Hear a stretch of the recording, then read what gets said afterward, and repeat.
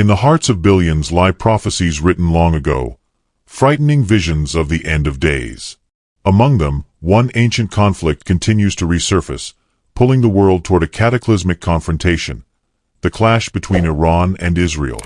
More than geopolitics, this is a cosmic struggle between ideologies, faiths, and destinies.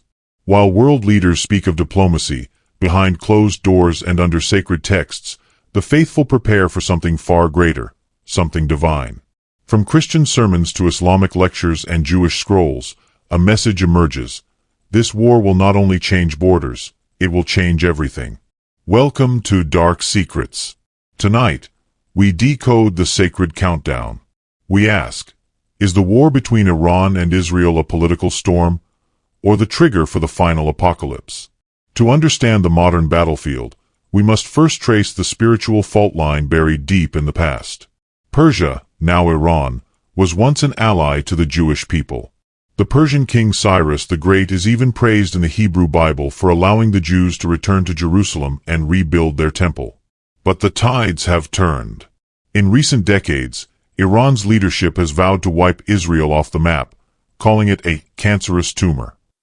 For the Islamic Republic, Israel represents not just a rival nation but the symbol of Western imperialism and corruption. Israel, on the other hand, sees Iran's nuclear ambitions and regional proxies like Hezbollah as existential threats. What began as a religious history has evolved into a geopolitical doomsday clock. But behind the headlines, both nations carry centuries of prophecy that drive their worldviews, and perhaps their final actions. The Hebrew prophet Ezekiel foresaw a terrible war in the latter days, the infamous battle of Gog and Magog. According to chapters 38 and 39, a coalition of nations would rise against Israel, among them Persia, modern Iran. Persia, Cush, and Put will be with them, all with shields and helmets. Ezekiel 38 verse 5. Some interpret this war as symbolic, while others see it as a literal future event. Iran's alliance with Russia and Syria has given rise to speculation that Ezekiel's prophecy is manifesting before our eyes. The invasion will be sudden. But God, according to the Bible, will defend Israel through divine judgment, earthquakes, hailstones, fire from heaven. Could nuclear war be the fulfillment of this prophecy? Is it coincidence or calculation? In Shia Islam, which dominates Iran, prophecy plays an even more active role in politics. The 12 Shia await the return of Imam al-Mahdi, the hidden imam, who will bring justice to a broken world. His reappearance is said to be preceded by global chaos, a great war, societal collapse, and bloodshed. Some Iranian leaders believe that provoking a conflict with Israel could be the spark that brings the Mahdi back. Supreme Leader Ali Khamenei has even spoken of preparing the conditions for his return. To outsiders, these statements seem apocalyptic. But to true believers, they are divinely guided steps in a sacred script. For them, this war is not a nightmare to avoid, it's a necessary purification before utopia. In Jewish eschatology, the arrival of the Messiah is intimately tied to the rebuilding of the temple in Jerusalem. The problem. The site of the original temple, Mount Moriah, is currently home to Islam's third holiest site, the Al-Aqsa Mosque. For the temple to rise again, a major upheaval must occur, one that could involve war, destruction, or divine intervention. Some fringe groups are already preparing red heifers and priestly garments, waiting for the perfect moment to reclaim the site. A war with Iran that destabilizes the region could provide the excuse, or the opportunity, to attempt this prophetic feat. Could it be that both Iran and Israel are unconsciously hurtling toward fulfilling each other's sacred end-time visions? Jerusalem is no ordinary city. Revered in all three Abrahamic religions, it is both a spiritual jewel and a ticking time bomb. Zechariah 12 verse 2 says, "I am going to make Jerusalem a cup that sends all the surrounding peoples reeling." In Islam, Jerusalem is where the Prophet Muhammad ascended to heaven.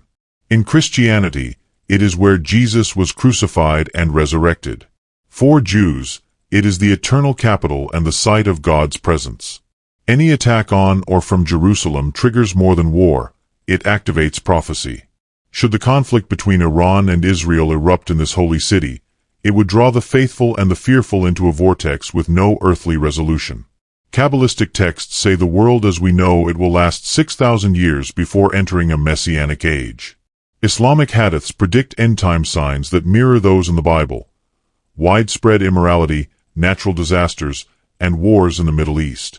Christian eschatologists point to the rapture, tribulation, and the rise of the Antichrist. All these timelines, created in different faiths, different centuries, are converging now. We live in an age of AI surveillance, environmental collapse, spiritual decline, and looming war.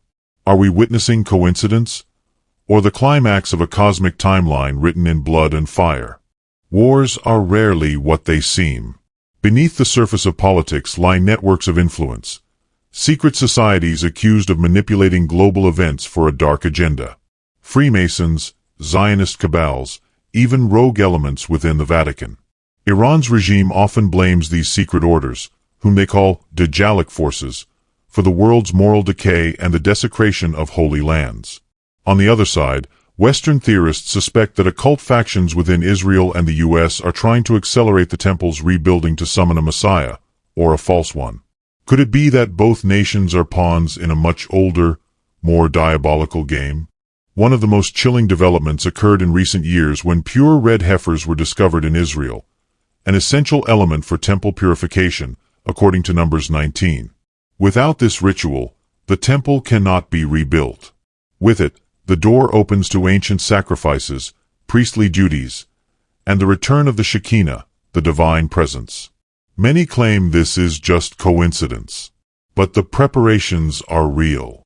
The Sanhedrin has been re-established. Priestly training has begun. If Iran strikes, or if the Al-Aqsa is destroyed in war, construction could begin within days.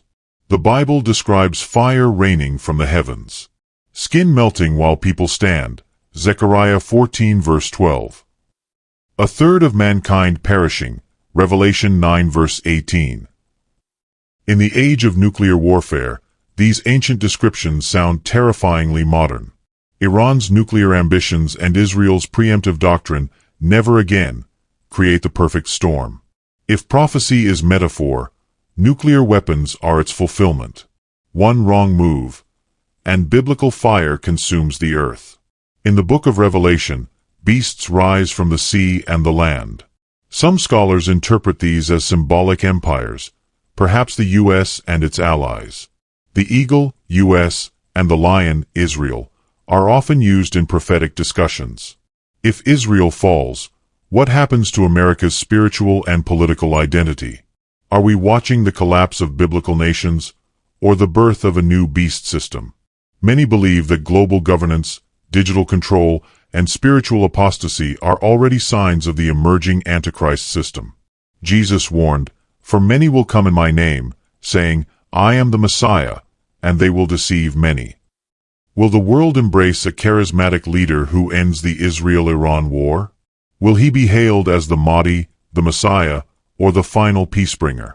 But what if this peace is a trap? What if he is the beast, the Antichrist, using miracles, political power, and false unity to enslave the world? Will the war create a vacuum into which evil will rise? The signs are undeniable. The Euphrates River is drying. Israel and Iran edge closer to all-out war. Morality has collapsed. Surveillance covers the globe.